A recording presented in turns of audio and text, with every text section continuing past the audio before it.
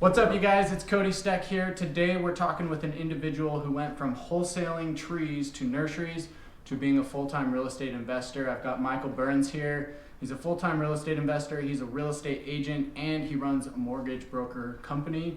And he's given us the opportunity to take a tour around one of his flips that he just bought here. He's going to be doing about 30 flips this year alone, and he's going to share some knowledge with us and give us some insight into what it takes to become a full-time real estate investor, and give you guys some tips as well as to what you can do to get started, or if you're just starting, you've already got a couple deals under your belt, how to take that and get it to the next level and do more deals in the same amount of time. So Michael, why don't you tell us a little bit about how you got started and your story? Thanks for having me, man. Yeah. So like you said, I grew up, parents owned a nursery and a garden center in California, so I grew up in that background, and super blessed to kind of grow up in an entrepreneurial type environment. After high school, I switched over into the wholesale side, so I was pretty much just traveling around, spending weeks on the time on the road, cold calling like nurseries, garden centers, and big landscape companies, trying to provide them with all of their plant material on the wholesale side. So was doing that. One weekend I was home in town and my brother said, hey, you want to go check out this whatever local guru was in town that weekend with their house flipping thing. So we went to that, and that kind of got the ball rolling. And then about a year later, 94 offers. That's one thing I really want to emphasize, especially to you newer investors. It took us a year and 94 offers before we landed our first deal. We made $24,000 on that first flip, and just kind of hit the ground running and haven't looked back since then. Yeah. So it's been a bumpy ride, especially getting started out the gate there, but here we are now. So right now we got about 14 flips going on, and we have 15 rental units, and that's what we're doing in the investing side of our business. Why don't we take a look around the house? Cool. We're going to get a breakdown on exactly what Michael's going to do to this house, how he found it, how he funded it, how he bought it, and kind of the turnaround time that we're looking at, as well as what it's going to look like when it's finished here. So we'll take a look around this house here particularly. We'll answer a couple more questions as we go, and then we're going to jump over to one of his flips that's just about to hit the market and will be coming up available soon, so that you can see the actual finished product and then actually get an idea of how this entire process works from start to finish. So first and foremost, we found this deal from an agent that we've built a relationship with. Again, touching on relationships. So this agent brought us this deal, and it was like, hey, we got to close in five days. The previous buyers backed out, whatever. And then we found out it was actually going to auction. So being set up and prepared, we were able to close on this thing. So we bought it for $242,500. Our ARV, or after repair value, is $315 to $320, and then our rehab budget's about $25,000, give or take a little bit. So really easy flip, in and out. Should probably be a 4-week project for us. It is a tighter margin deal, but all cosmetic. So in our kitchen here, we have a really nice layout actually. So we're gonna keep these cabinets. We got beautiful cabinets. We lucked out with new stainless steel appliances. So saving a ton of money there. So we'll put some hardware on these cabinets just to dress them up a little bit. This is a Formica countertop. For our price point, we probably need granite or quartz. So we'll put new countertops in, probably add a nice backsplash in here, some hardware on the cabinets. And then we have this old tile in the floor here. So we'll probably update the flooring throughout. We've been having really successful with doing laminate throughout on our homes. It's a really nice, good look. It's a cheap way to have a nice finish, but also controlling your costs, which is so important when you're flipping houses. So coming into the living room here, nice open living room. This is a split level house. We got an older fireplace here. I think this house was built in the 70s or 80s. So we have that old rock look that was popular in Utah. So we'll probably just paint all of this and dress this up to look a lot nicer. Maybe pull this out and just make this a focal piece of the living room here. Down the hallway here, we got our bathroom on this side. Same thing, we're gonna do new tile on the floors. We'll put a new double vanity in, new sinks, new fixtures, new outlets. And then we'll tear all of this out and put in a new tub with a tile surround and some new fixtures just to make it look nice and freshened up. And then on the main level, we have 3 bedrooms here. So actually, just a bonus, we got the washer and dryer. I doubt we'll keep those. We'll probably sell them off. but just a nice little bonus that we got. So coming into the master bedroom here, another great thing about this property is it has a true master stuff. This is a super easy flip, guys. We'll do some new tile on the floor. Same thing in the bathroom here. We'll get some new tile going around there. We'll probably be able to keep that tub because it's in great shape. And then just a new vanity with countertops in there. Another thing we lucked out with is the doors. A lot of times we're putting new doors in our rehabs. This one's got a hole in it, but it's a 6-panel, so we can easily match that. So we're not having to replace doors. We're not having to replace, baseboards and the trim around the doors, which is great too. We got our third bedroom here. Today is actually the first time showing up to meet Cody and do this video since we closed on this property last week. They left everything, as you can see. So, when you're running your numbers, always make sure you have a little bit of a smudge factor in there for extra demo in this situation.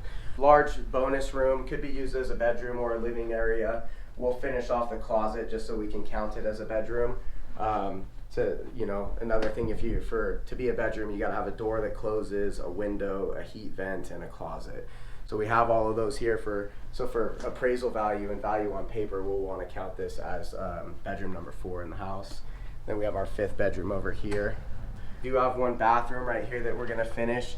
It's been kind of roughed in, but not totally done. We just have a toilet here. So we'll make sure we get at least a shower, vanity, and a toilet in here, so then we can have, the 3rd bathroom in the house. What year did you do your first flip?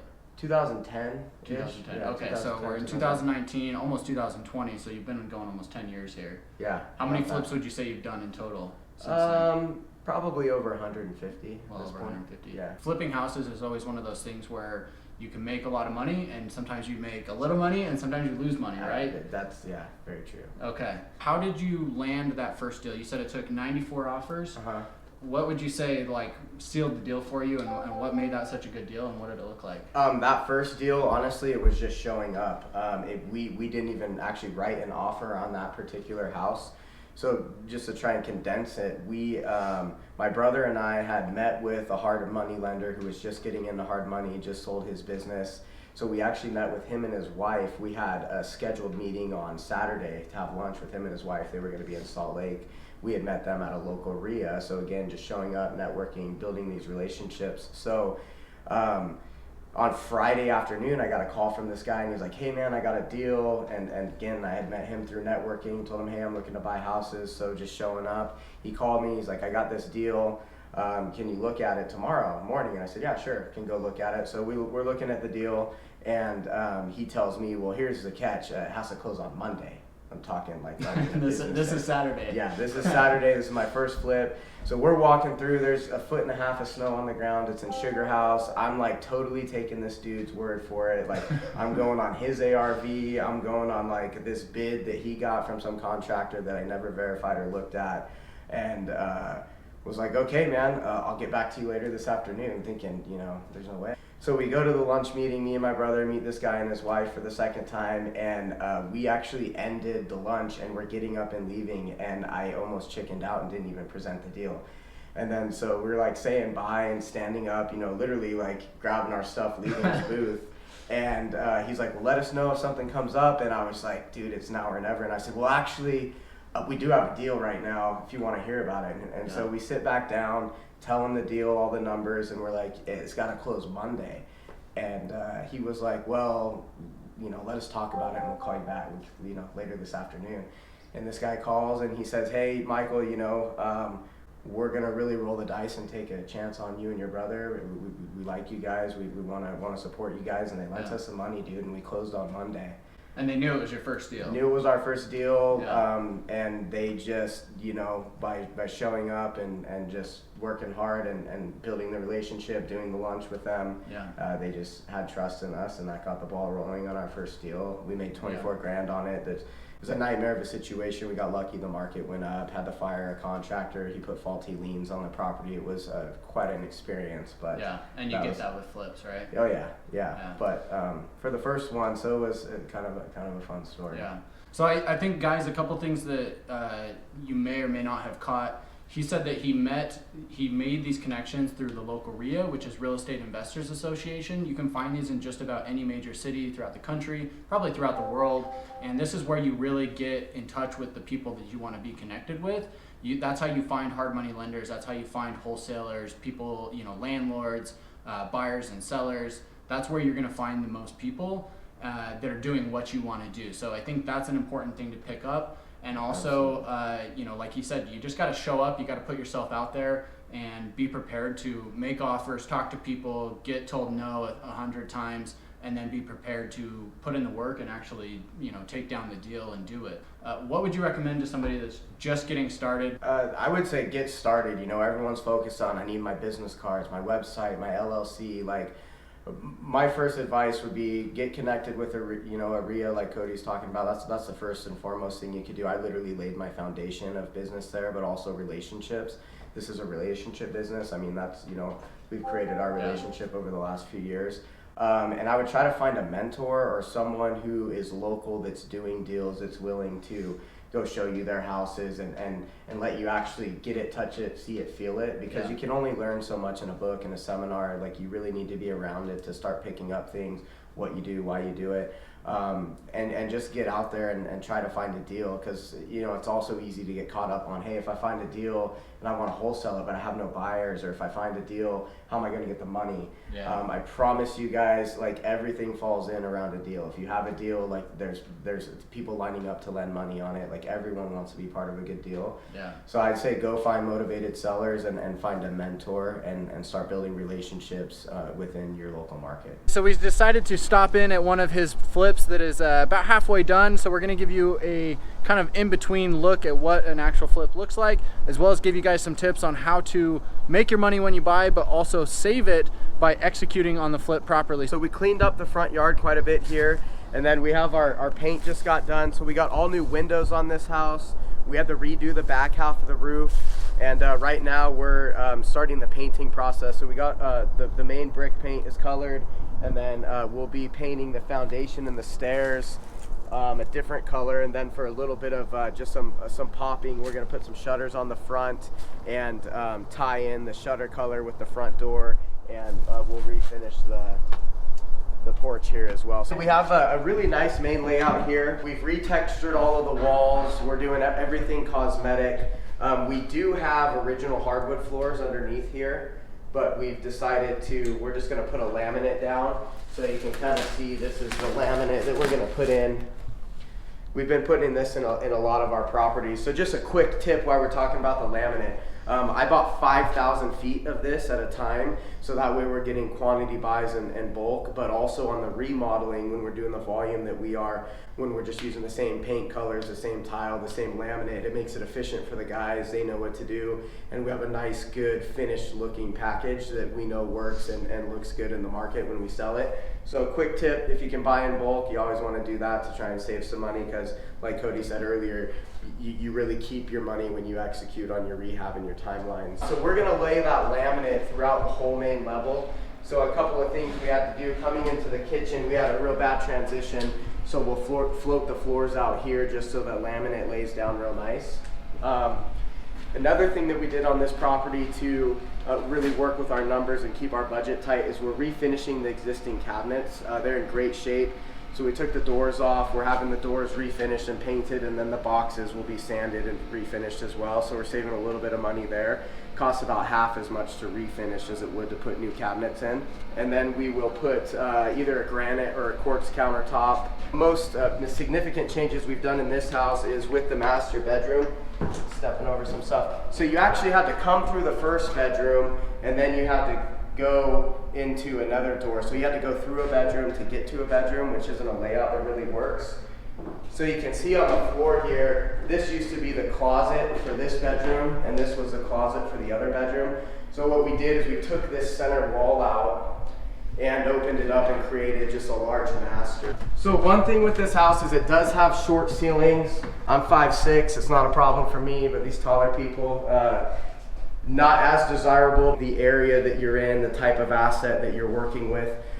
These are a lot of old bungalow homes, like shorter basements are the normal thing in this area. So when you're flipping houses, you want to make sure if you do have things that might be a drawback to the neighborhood or to the area, is that consistent with what's there. Really quick, before we step into this next house, if you're liking the content here on the channel, make sure to subscribe and click that bell to get notified each time I release a new video just like this one, so you can stay informed and get educated to earn more money. Give me a thumbs up to help with the YouTube algorithm, and let's step inside. What's your recommendation for actually finding good contractors and keeping them on schedule? Finding good contractors is hard, dude. I mean, it's taken 8 years to get a good crew, and then you do more volume, and then you gotta find new guys. So we're actually going through that process right now, bringing more contractors on. First and foremost, don't go with the cheapest guy. There's a reason they're the cheapest guy. Another lesson is if someone can start today or tomorrow, I'd like highly look at that as well. Another good tip too when you're bringing on a new contractor is I always actually like to go say, hey, do you have any projects? Let me see the projects you're working on right now, and I actually want to go and look at the project or the work that they're doing right now. Yeah. If they don't have a project, then I want to see some of their work, and then we'll also take them to some of our homes, like a finished house like this, and say, okay, this is what we're doing, this is the quality that we expect. And then also really find out what they're good at, because a lot of these guys will tell you, oh yeah, I can do everything, right? And you know, they might be able to do everything, but what are you skilled at? What would you say your trade is? And then start small. So like that previous house you guys saw, the first one that we just bought, we'll actually be trying a new contractor on that. And it's a great house to try a new contractor on because it's a quick flip, it's easy. There's not a lot of stuff going on. And then as far as finding new contractors, a lot of networking. You know, you'll hear me talk about network and relationships a lot, so I reach out to our network a lot. And just always being on the look for new contractors, even though you might not actually need them now. Yeah. So, you know, trucks driving around, vans driving around, I'm always snapping pictures and just always building that database of people so we can reach out to them. And how do you keep them on schedule with the actual jobs? So what we do on our projects is we'll ask them, you know, when they give us our bid and stuff, I'll say, hey, when can you start and how long are you going to need? So I'm allowing them to set the expectation of how long the project's going to take, and then we hold them accountable to the dates and the information they give us up front. And if they give us something that's not realistic or it's longer than we need, we'll try and talk about that. But I really like them to say, hey, this is how much time I need, and then we hold them accountable to the dates they provided. And I think managing the timeline is one thing, but also managing the budget as well. You know, a lot of these guys will give you a lower bid, and then little things come up and they want to get change ordered for everything. So setting expectations up front about the whole project is super important to be able to hold everybody accountable going through as well. This is home number 3 that he's flipping. It's just about finished. There's just a couple last things that are wrapping up on the inside and the outside. Really nice open layout here. You can see the flooring, all new laminate throughout. This is actually the same floor that I showed you at the previous home. So again, we bought 5,000 square feet of this. We got an awesome price on it. It helps us keep our margins down, but also gives us a similar look, which we know the marketplace has been really responsive to. And we're also trying to keep neutral colors. So we want to be modern, we want to be new, but we also want, you know, to be neutral. So all new baseboards, new casing, pretty much a full rehab on this thing. We'll end up spending about $65,000 on the rehab. Painted this was like a rock finish, painted it a dark gray just to give some contrast with the light colored walls. And then this is our dining room here. We actually had a wall, like a half wall, between the kitchen and the dining room. So what we did to open this up, because that's another thing too, with our rehabs, we're always shooting to open the floor plan up the best we can. That's just the market's really receptive to that. So we took the wall out here and relayed out the kitchen. So there was not an island before.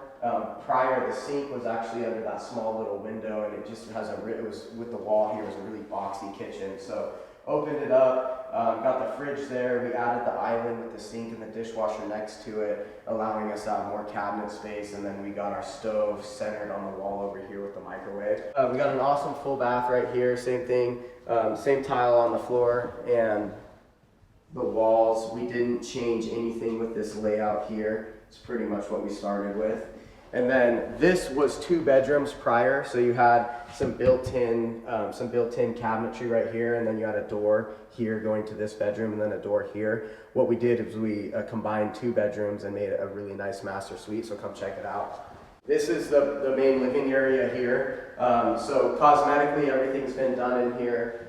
So this was the first bedroom, and then what we did is we opened this up right here, and then we put a really nice walk-in closet in between. So for the second room, we use that for the closet space in the bathroom. So for this price point, awesome walk-in closet for the master, and then we got a beautiful bathroom here and the 2 sinks here, and then our full bath right here. So turned out wonderful. I think it was definitely worth sacrificing a bedroom upstairs, and to make up for that, we put another bedroom downstairs, so we didn't lose the bedroom count.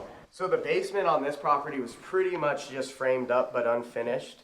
So coming down, we have a small living area here. And then what we did is we rearranged where the laundry room is at. So in here we have a really nice big size laundry room, and then we have our mechanicals in the back. So we got the furnace back there and a water heater. And then coming in here we have 2 bedrooms on each side and a bathroom. This was framed up and pretty much how it is now.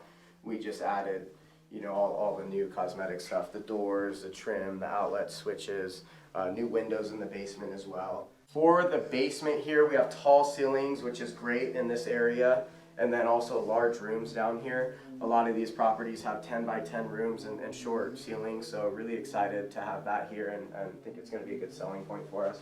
And then we just have our 3rd bedroom over here, which is just another bedroom. So these 2 bedrooms, this one and the one next door, are the ones that we created. So we'll end up as a 4 bedroom, 3 bathroom. Fully rehabbed house, about 2,000 square feet. What would be your recommendation for the actual financing side? Talk about hard money, private money. We finance a lot of our projects with hard money lenders we've been working with for a long time, also private money lenders that we have as well, and then our own capital and funds as well. So the difference between a hard money and a private money lender is going to be a hard money lender. That's what they do that's their business. They're hard money lenders. Typically, they're not going to have as favorable of terms.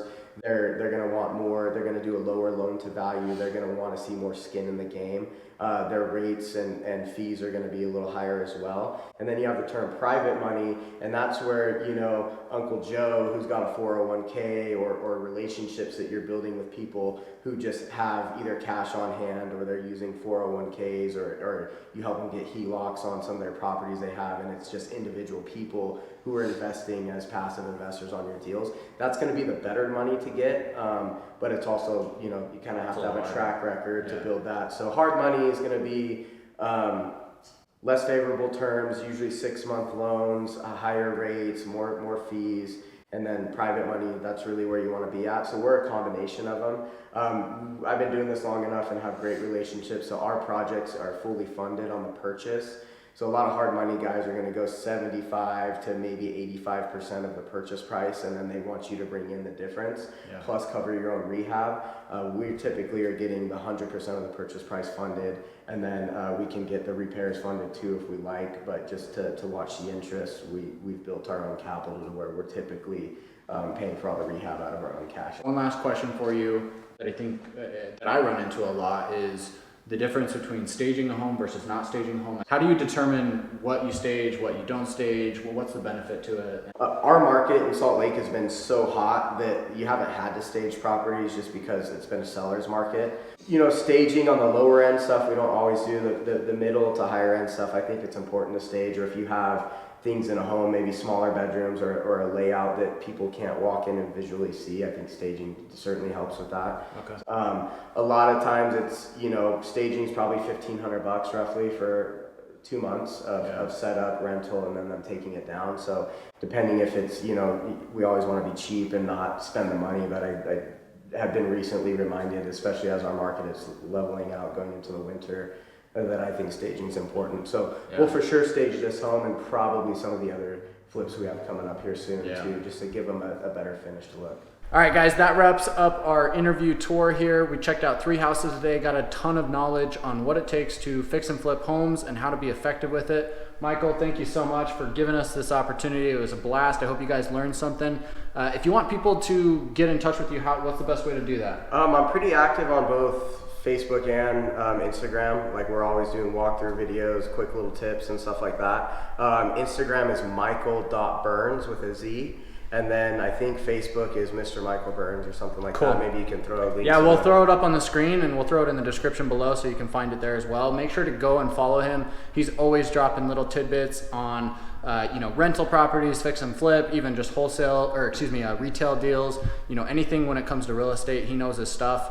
And he's a great guy to follow and get in touch with. If you're here locally, get in touch with us. If you have questions about, like I said, anything real estate, mortgage, whatever it comes down to in this realm, we can get you hooked up and even just offer some advice if that's what you're looking for. So until next time, guys.